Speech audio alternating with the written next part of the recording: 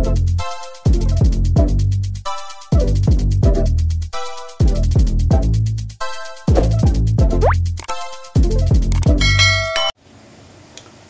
hello guys. Meron po tayong around 2 kilos dito na karne ng baboy. At lulutuin ko po ito ng igado. At meron din po tayong mga 1/4 na liver. So,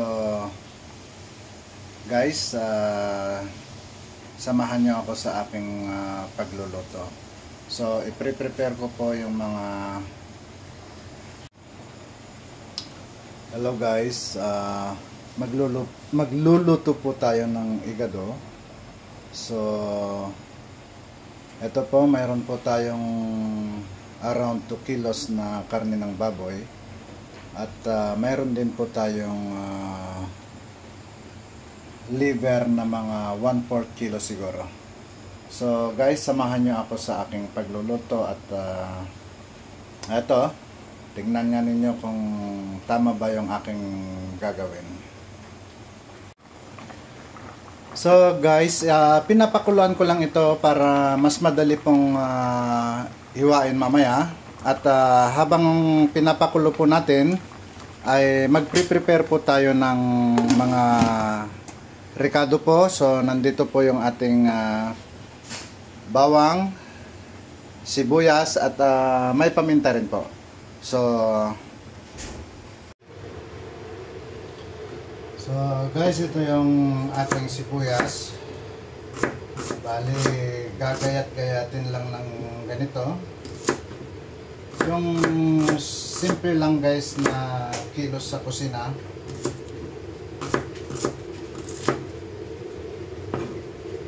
At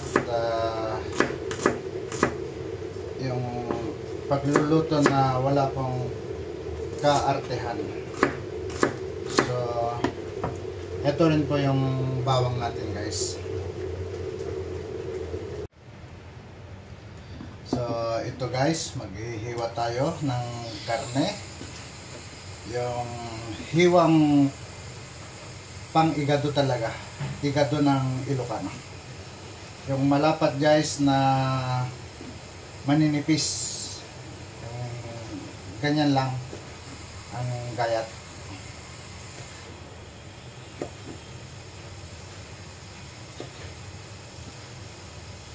So, hindi po tayo guys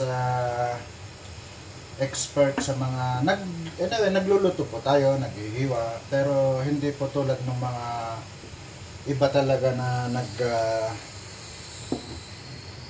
nagluluto sila, mga vlogger na magagaling, yung mga nagtututor. So, ito po guys ay hindi po ito tutorial or whatever. Gusto ko lang ding i-share yung aking kaalaman sa pagluluto. So,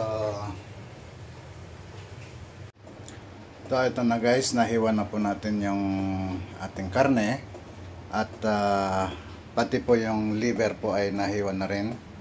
So, ito, medyo pakuluan lang natin ng konti guys para lalambot. Tsaka natin lalagyan ng mga ricado, pero ang pagkakaalam ko ay pwede nang lagyan ang mga ito ng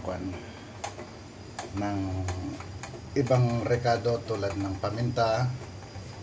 At lalagyan din natin ng dahon ng paminta guys.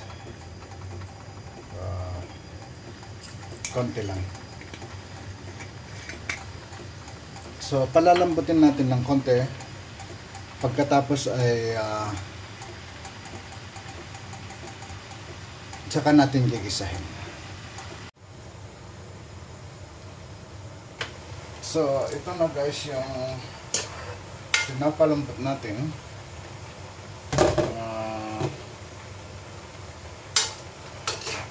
Hindi ko na guys na ipakita sa inyo yung paglagay pa ng dahon ng laurel.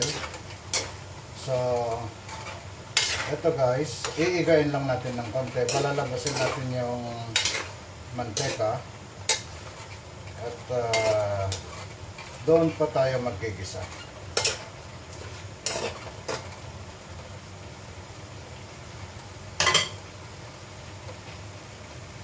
Tapos pagkagisa natin guys, tsaka din natin ilalagay yung atay para hindi siya masyadong mababad sa init. Kasi sabi nila, pag masyadong mapatagal yung atay sa apoy ay maninigas.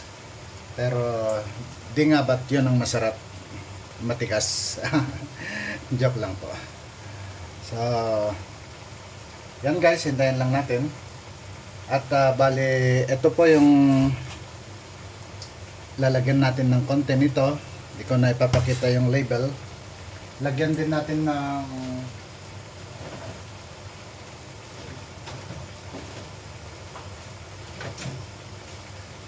konting soy sauce at vinegar po. Dato puti. Baka naman dyan, dato puti.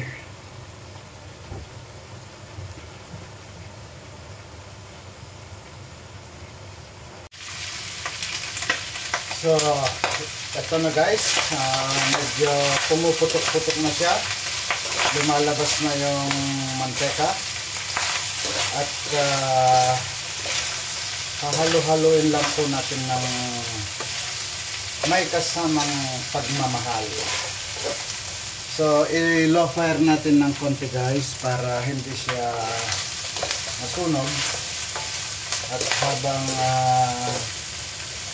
naghahalo-halo ako ay i-shout out ko nga pala yung aking mga legit supporters, si Madiskarting Nanay, si Analog J Vlog, si Sel Gandayan, si Arki Outdoor, si DCTV. So guys, yung mga hindi ko to mababanggit ay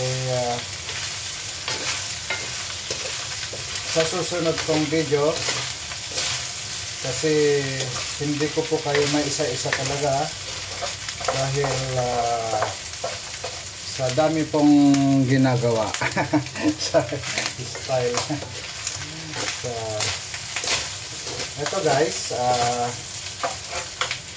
pagmantikain natin ng konti bago natin ilagay yung bawang, sibuyas hanggang maluto po. So yung mga nanonood dyan, baka pwedeng paki-subscribe naman po ang Ninong's Vlog TV at like and comment din po kahit nasaan kayong panig ng mundo. At please share na rin po para po mas marami po ang makakakita. Baka sakaling magustuhan nila yung aking mga video na wala naman pong katurya-turya. So guys, actually yung farm ko ang aking binablog normally, pero dahil sa medyo katamaran ng aking mga tauhan doon, hindi po nila ako napapasahan ng video. So eto, dagdagan na rin natin ng pagluluto. Minsan yung namamasyal sa labas, sa pagdra-drive. So ayan po, nilagay ko na po yung bawang at saka sibuyas. So ay, nawalan na po yata ng gas.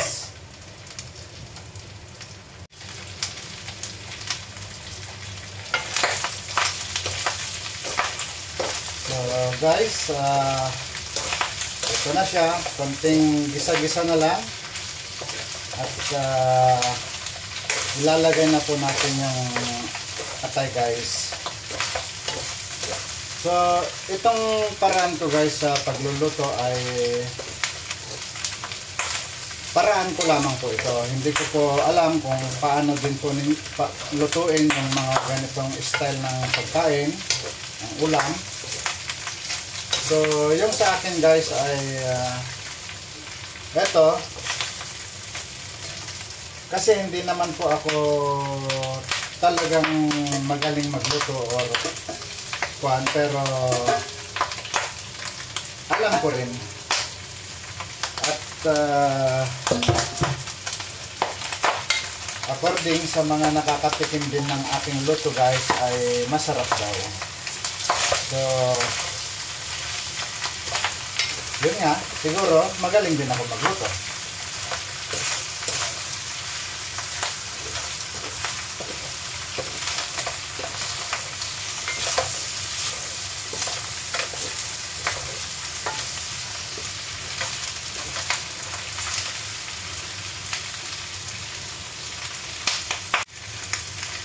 So guys, pwede na ito. Maglagay tayo ng konting asin at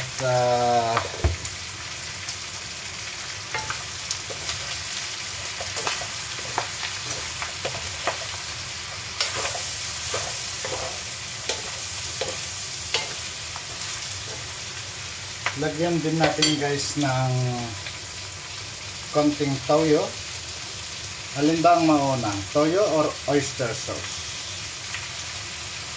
Yan. Konti lang guys para magkakulay lang ng konti. Pero optional naman po yan guys kasi ang igado sadyang hindi nilalagyan ng toyo guys. So, konting oyster sauce.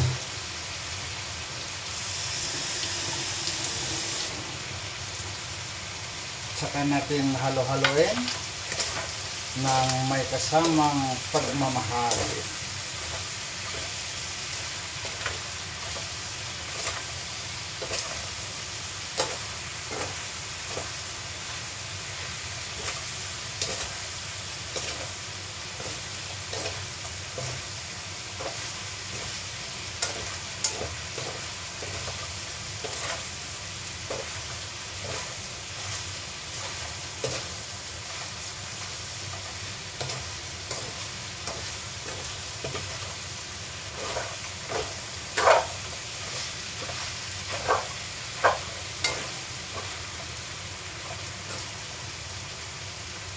Tapos lagyan natin ng suka. Ito po ang magbibigay din ng sarap, pang konting asim. So hindi ko lang po alam kung ganyan din po kayo magluto. So i-share ko lang po sa inyo yung aking paraan. Pero ito po ay hindi po isang tutorial.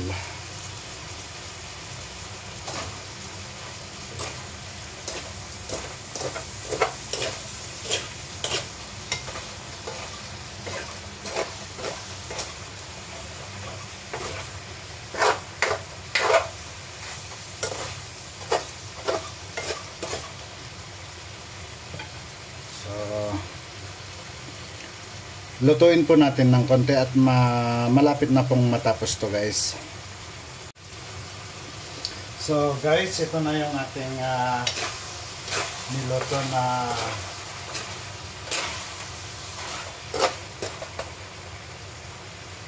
igado. Yan na po yung finished product niya guys.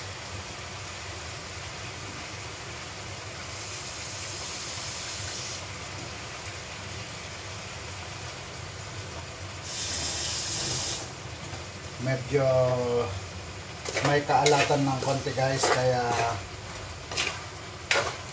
binantuan ko lang ng konting tubig lang guys.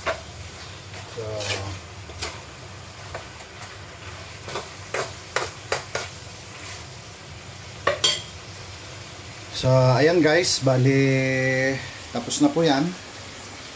At last 1 minute i-off ko na po guys yung ating kalan. So yan lamang po, hanggang sa muli at God bless po sa atin lahat. At yung mga gusto pong mag-comment kung tama po ba yung ginawa ko or kung may kulang po akong ginawa, so paki-comment lang po sa baba. So thank you so much and God bless.